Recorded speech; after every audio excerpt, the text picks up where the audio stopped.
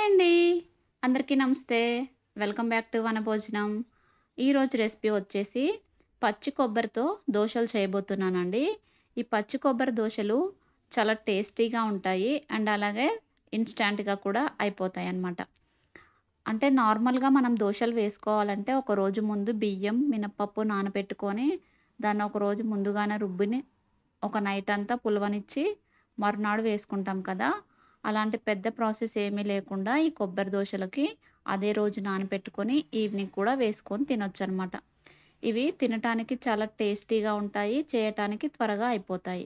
ఇప్పుడు ప్రాసెస్ ఎలానో నేను మీకు చూపిస్తానండి. సేమ్ అదే ప్రాసెస్ మీరు కూడా ఫాలో అయిపోండి.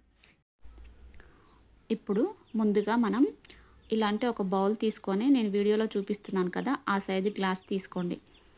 ఆ సైజు గ్లాస్ తోటి 2 గ్లాసుల బియ్యాన్ని ఆ బౌల్లోకి యాడ్ చేయండి. నేను 2 గ్లాసులే ఎందుకు వేస్తున్నానంటే నేను 2 కొబ్బరి చిప్పలు మాత్రమే తీసుకున్నాను కాబట్టి 2 గ్లాసుల బియ్యాన్ని యాడ్ చేసుకుంటున్నాననమాట. మీరు ఎన్ని కొబ్బరి చిప్పలతో చేసుకోవాలి అనుకుంటే అన్ని గ్లాసుల బియ్యాన్ని యాడ్ చేసుకోవాలి. నెక్స్ట్ ఇప్పుడు 2 పిరికల మినపప్పుని యాడ్ చేసుకోండి. మినపప్పు వేసినా బాగుంటుంది, వేయకపోయినా బాగుంటుందండి. అది మీ ఆప్షనల్ అనమాట. నేనైతే ఎప్పుడు చేసినా సరే మినపప్పుని వేస్తాను. ఆ మినపప్పు కూడా నేను గుండ్ల పప్పు వేయనండి, పొట్టు మినపప్పునే యూస్ చేస్తాను. సో అందుకని పొట్టు మినపప్పును కూడా వేసేసి ఆ బియ్యం మినపప్పు మునిగేంత వరకు వాటర్ని పోయండి. ఆ వాటర్ పోసిన తర్వాత దీన్ని ఒక 5 గంటల పాటు నానపెట్టేసుకోండి. ఇప్పుడు ఈ కొబ్బరి చిప్పల్ని క్లీన్ చేసుకొని పీసెస్గా కట్ చేసుకొని పెట్టుకుందామండి. ఈ కొబ్బరిని తీసుకునేటప్పుడు అప్పటికప్పుడు కొట్టిన కొబ్బరి అయితే చాలా టేస్టీగా ఉంటుంది. మీరు ఎప్పుడైనా చేయాలి అనుకుంటే అప్పటికప్పుడు కొట్టిన కొబ్బరికాయని ప్రిఫర్ చేయండి. మీకు కూడా దోసలు చాలా టేస్టీగా వస్తాయన్నమాట. ఇప్పుడు 5 గంటల తర్వాత ఈ పప్పు ఇవి నానిపోయి ఉంటాయండి. ఇప్పుడు ఆ నానిన పప్పుని, బియ్యాన్ని శుభ్రంగా కడిగేసుకొని పక్కన పెట్టేసుకోండి. నెక్స్ట్ ఇప్పుడు ఒక మిక్సీ జార్ తీసుకొని ఆ మిక్సీ జార్‌లోకి హాఫ్ వరకు బియ్యాన్ని యాడ్ చేసుకోండి. నెక్స్ట్ ఇప్పుడు కొన్ని కొబ్బరి ముక్కల్ని యాడ్ చేసుకోండి. ఈ కొబ్బరి ముక్కలు యాడ్ చేసుకున్న తర్వాత ఒకసారి మూత పెట్టేసి దీన్ని మెత్తటి పేస్ట్ లాగా గ్రైండ్ చేసుకోవాలండి. అస్సలు బరకగా పట్టుకోవద్దు. అలా బరకగా పట్టుకున్నట్లయితే మనకి కొబ్బరి అనేది ముక్కలు ముక్కలుగా ఉండి దోస వేసేటప్పుడు దోస అనేది సరిగ్గా రాదనమాట. ఇప్పుడు ఇలా మిక్సీ పట్టుకున్న దోస పిండిని ఇలా ఒక బౌల్లోకి తీసుకోండి. కనిపిస్తుంది కదా మీకు వీడియోలో ఎంత మెత్తగా ఉందో. ఇలా స్మూత్‌గా ఉంటేనే మనకి దోసలు అనేవి పర్ఫెక్ట్‌గా వస్తాయన్నమాట. ఇప్పుడు మరొకసారి మిక్సీ పట్టుకుందామండి. ఆ మిగిలిపోయి ఉన్న బియ్యం ఉన్నాయి కదా! ఆ బియ్యాన్ని కూడా ఆ మిక్సీ జార్‌లో వేసుకొని నెక్స్ట్ మిగిలిపోయి ఉన్న కొబ్బరి ముక్కలు ఉన్నాయి కదా! ఆ కొబ్బరి ముక్కల్ని కూడా వేసేయాలి. ఇప్పుడు దీంట్లోకి ఒక 5 లేదా 6 పచ్చిమిర్చిని తుంపి వేసుకోండి. నెక్స్ట్ ఒక చిన్న అల్లం ముక్కను కూడా యాడ్ చేసుకోవాలండి. అల్లం అనేది మరి ఎక్కువగా వేయకూడదు. ఒక 2 ఇంచుల మందం అల్లం వేస్తే సరిపోతుందనమాట. ఇవన్నీ వేయటం వల్ల దోస మనకి టేస్టీగా ఉంటుంది.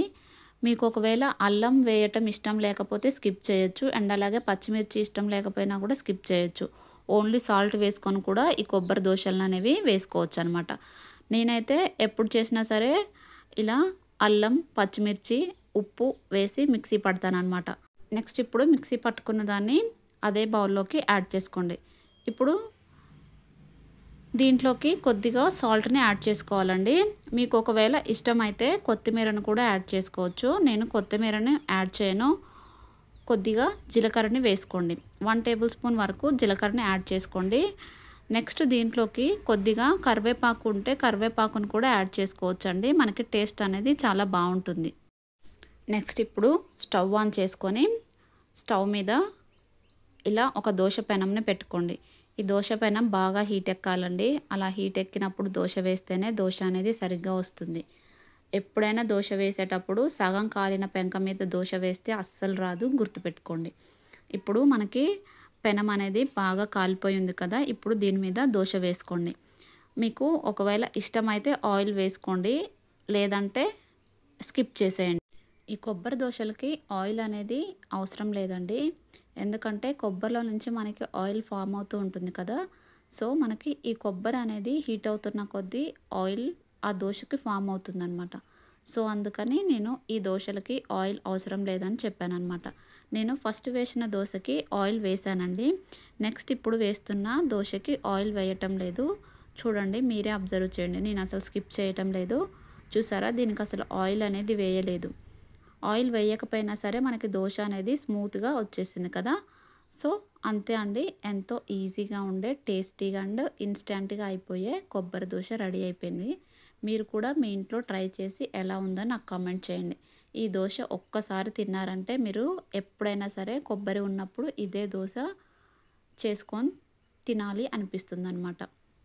వీడియో నచ్చింది కదా, అలానే ఒక లైక్ వేసుకోండి. మీకు నచ్చినట్లయితే కమెంట్ కూడా చేయండి. Thanks for watching. Please do subscribe.